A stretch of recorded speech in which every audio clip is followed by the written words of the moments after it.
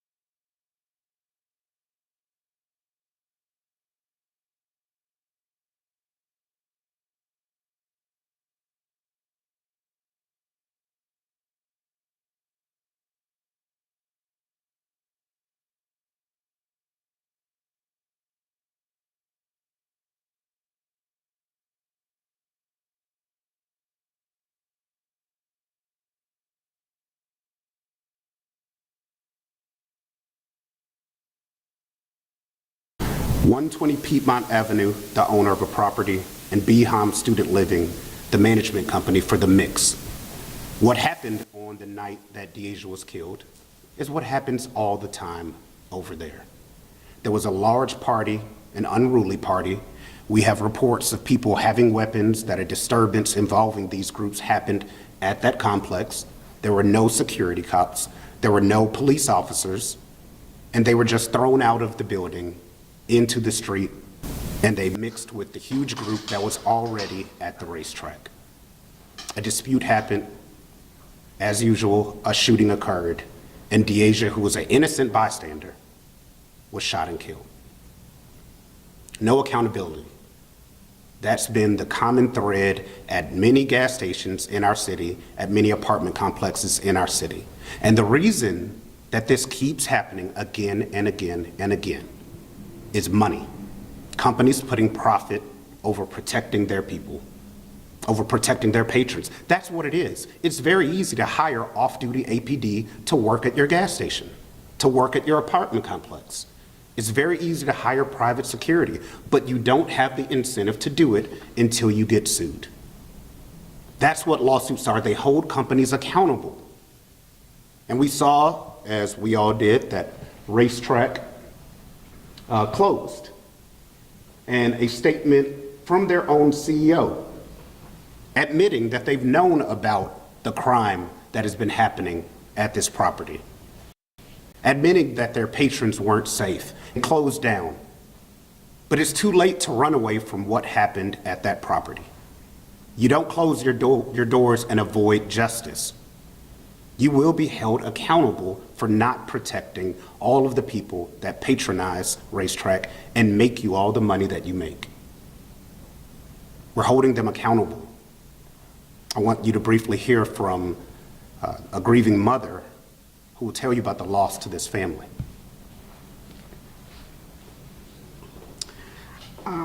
It was shocking to get a call saying my only child has been shot, laying down in the bed with her daughter. Now I got to raise her by myself with the help of family and friends, all because people want to use their gun. It's just a whole lot that we're going through, and it really hurt my family, her friends, everybody, her baby. She wake up calling her mom. It really hurts, and justice needs to be served. It really does.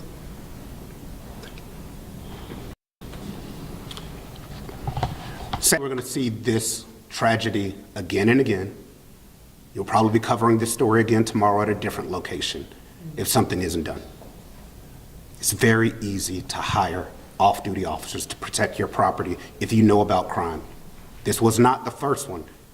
Every news channel in this state has covered the multiple murders that have happened at the racetrack, the multiple robberies, and nothing was done. Nothing at all. And now we're here dealing with this tragedy.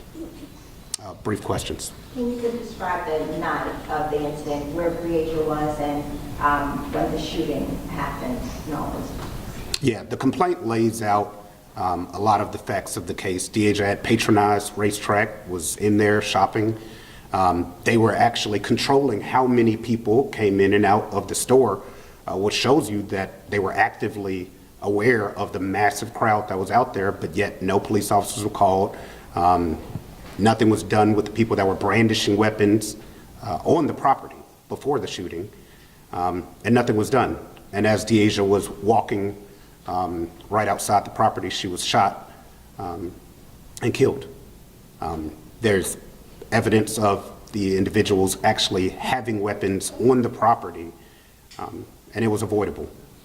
As we all know, most of the time crime happens where criminals feel comfortable, where you know you won't get caught, where you know that no one's going to call the police. And as we've seen at Club RaceTrac, it always happens. Many people just get caught in the back-to-back traffic that happens over there at night because they're drag racing and they're partying in the parking lot. And it leads to situations like this. at all? I see the response from RaceTrac, but the response at all from, was it the Mix apartment complex, the management company? Have you heard from them? We have not heard from them. We were happy to see the statement from the CEO, and we hope that that statement follows with accepting responsibility for what happened to Deasia, and that we don't have to drag this out in court. I have a question for Deasia's mother, if you don't mind coming to the podium. Can you first say and spell your full name first when you start to speak, but can you tell us a little bit about Deasia and where she was in her life at that moment, that night? You said Say and spell your full name first. And then Allison, Alison. Tough, Allison, you said? Allison. Okay. Tough, Tuff. Well, she was going to try to go to law school, to go to college to be a lawyer this spring. And the night of the shooting, she had just went to a friend's to a party, a Halloween party. She was out. I got her dressed. As usual, we always say, I love you, be safe. See you when you get home. But that particular night, I got a phone call saying she had been shot and I needed to get to the hospital. She was an outgoing person, loved to dance, loved to TikTok. She loved her baby. She just was an outgoing, happy person, never mad, you know, but she'll tell you how it is. She was a good spirit, and I lost my only child to stupidity, and it just really hurt. And speaking of stupidity, can you tell me what went through your mind, and Chris, you can talk about this as well, when you saw the video of the actual shooting and seeing these guys running with guns? What goes through your mind as a mother? I actually didn't see the video. My family didn't want me to see it because they knew how close me and her was, and they didn't want me to, you know. So I actually haven't seen the video. Chris, can you talk to the video?